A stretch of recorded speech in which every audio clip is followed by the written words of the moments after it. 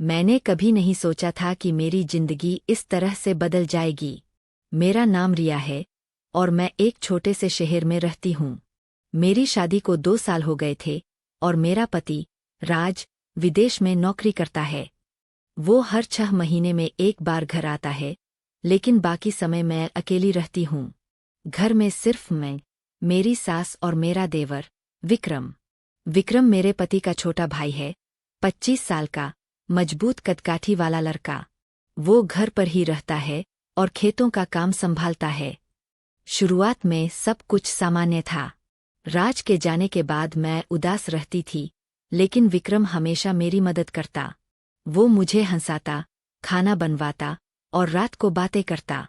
धीरे धीरे वो बातें गहरी होने लगीं। एक रात, जब सास सो गई थी, विक्रम मेरे कमरे में आया।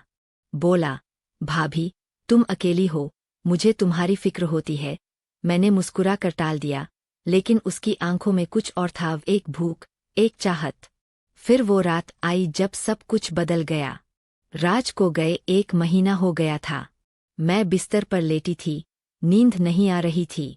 दरवाजा खुला और विक्रम अंदर आया। उसने कुछ नहीं कहा, बस मेरे पास बैठ गया। उसका हाथ मेरे कंधे पर था, फिर धीरे से मेरी कमीज के अंदर सरक गया। मैं चौंकी, लेकिन विरोध नहीं किया। शायद अकेलापन मुझे कमजोर बना रहा था। भाभी, राज भैया दूर है, मैं तुम्हें खुश रख सकता हूँ, उसने फुसफुसाया। उस रात उसने मुझे छुआ, किस किया, और फिर हम करीब आ गए। उसकी मजबूत बाहें, उसकी गर्म सांसें, सब कुछ इतना तीव्र था कि मैं खुद को रोक नहीं पाई।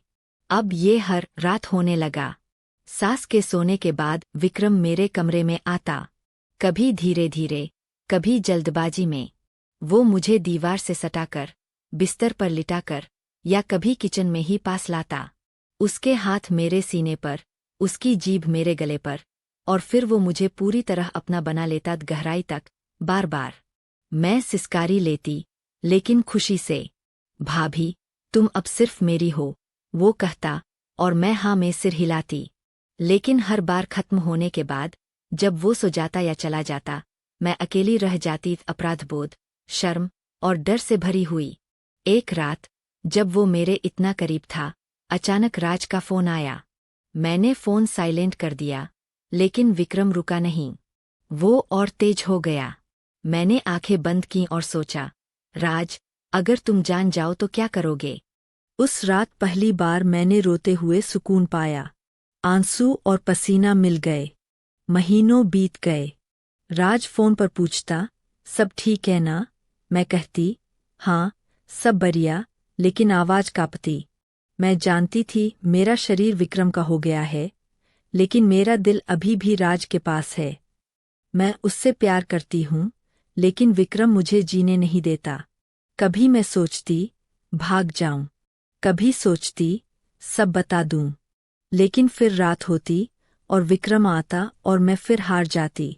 एक दिन सास ने मुझे देखा, मेरी आंखें लाल, चेहरा थका हुआ। बोली, बेटी, तू ठीक तो है? मैंने कहा, हाँ मां जी, बस नींद नहीं आती, लेकिन अंदर से मैं टूट रही थी।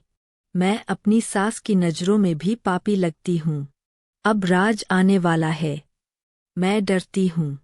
विक्रम कहता है, चिंता मत करो भाभी, रातें तो हमारी ही रहेंगी, लेकिन मैं अब नहीं चाहती। मैं थक गई हूँ इस दोहरे जीवन से। मैं राज को बताना चाहती हूँ, लेकिन डरती हूँ कि घर टूट जाएगा। मैं विक्रम से दूर रहना चाहती हूँ, लेकिन उसकी एक छुअन में मैं फिर डूब जाती हूँ। मैं फंसी हुई हूँ प्यार और पाप के बीच। मेरा शरीर कहता है हाँ, मेरा दिल कहता है नहीं। और हर रात,